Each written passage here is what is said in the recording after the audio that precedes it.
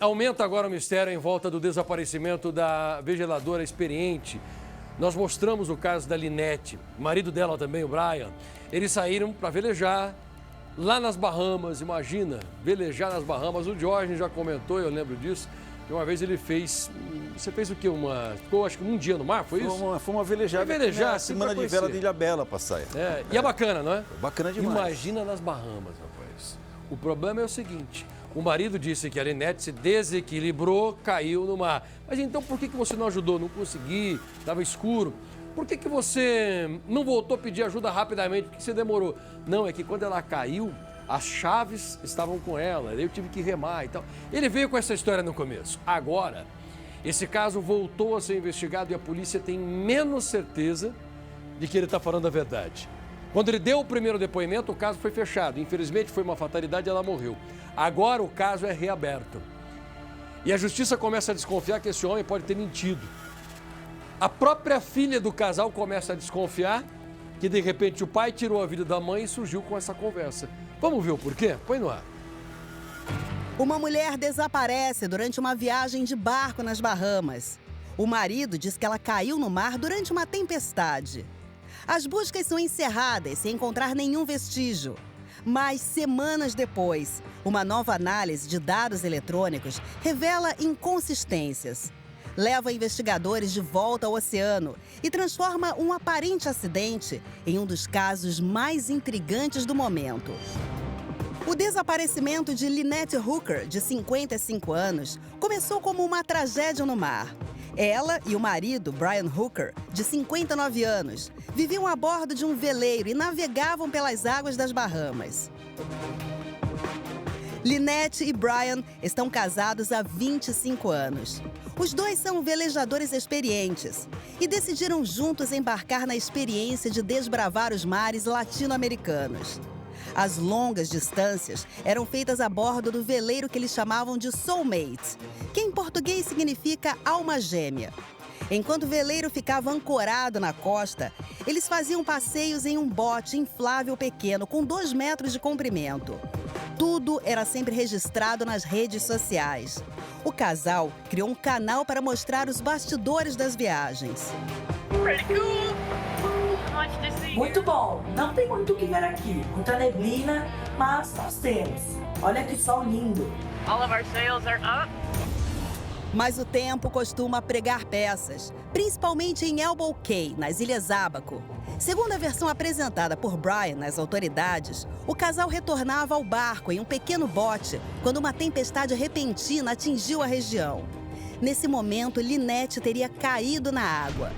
Ele afirmou que ela estava segurando as chaves do motor do bote, o que teria impedido qualquer tentativa imediata de persegui-la. Sozinho, Brian disse que precisou remar até a costa para pedir ajuda. As buscas começaram imediatamente, mas Linette nunca foi encontrada. Durante dias, embarcações, mergulhadores e equipes de resgate percorreram a área indicada pelo marido. Nenhum sinal, nenhum objeto, nenhuma peça de roupa, nenhum corpo.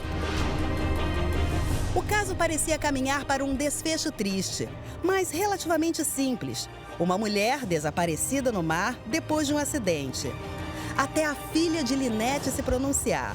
Carly já havia presenciado várias brigas do casal e até uma ameaça do padrasto de jogar a esposa no mar. Segundo a jovem, o que foi contado para a polícia não combina com a atitude da mãe. Simplesmente não faz sentido o motivo dela estar nadando para longe do barco ou porque ela estava com as chaves. Desculpe, eu sabia que os problemas que eles tiveram no passado não eram nada bons. Então, é muito estranho que isso esteja acontecendo agora. É como se fosse assim.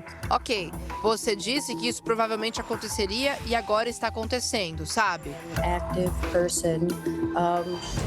Carly disse que o padrasto costuma ficar alterado quando bebe. Ela descreve a mãe como uma pessoa esperta que não se perderia no mar facilmente. Linette estava sempre em movimento. crafty and active person. Ela é uma pessoa muito criativa e ativa. Ela gosta de fazer trabalhos manuais e costumava costurar toldos para veleiros. Ela é muito ativa. Ela se exercita bastante e pratica yoga. Out a lot and does yoga. Por falta de provas, a polícia teve que liberar Brian. Mas os investigadores continuaram analisando informações do barco e equipamentos eletrônicos. E foi aí que surgiram as dúvidas. Em um primeiro momento, tudo indicava um acidente em alto mar. Mas a investigação ganhou um novo rumo quando especialistas começaram a comparar a versão apresentada pelo marido com dados eletrônicos coletados durante o caso. Segundo documentos obtidos por investigadores, algumas informações de localização não coincidiam com o trajeto descrito por Brian Hooker. E foi justamente essa descoberta que levou as autoridades a retomarem as buscas em áreas que nunca haviam sido examinadas anteriormente. 2 meses depois, novas informações levaram autoridades americanas e das Bahamas a reabrirem partes da investigação. Mergulhadores voltaram ao mar. Novas áreas foram mapeadas. Locais antes ignorados passaram a ser considerados importantes. Ao mesmo tempo, outro detalhe chamou a atenção. O veleiro Soulmates foi apreendido pelas autoridades e levado para a Flórida. A área de busca é gigantesca, né? E torna-se uma agulha no palheiro caso não haja um ponto de referência específico. Na realidade, a gente precisa desse ponto de referência para ter algum ponto de interesse e iniciar as buscas a partir desse ponto.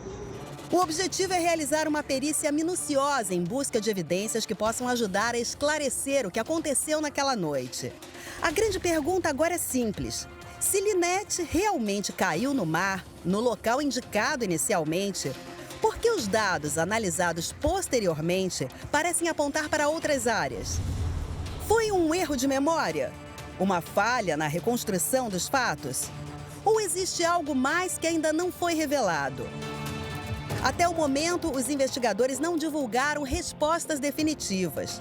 Mas fontes ligadas ao caso afirmam que agentes federais passaram a tratar o desaparecimento com um nível de suspeita muito maior do que no início. Enquanto isso, familiares de Lynette continuam aguardando respostas.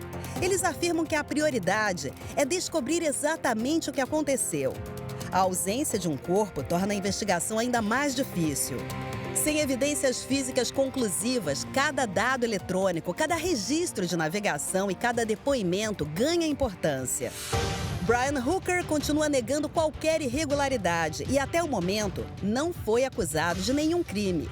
As autoridades também não divulgaram uma teoria oficial sobre o que acreditam ter acontecido.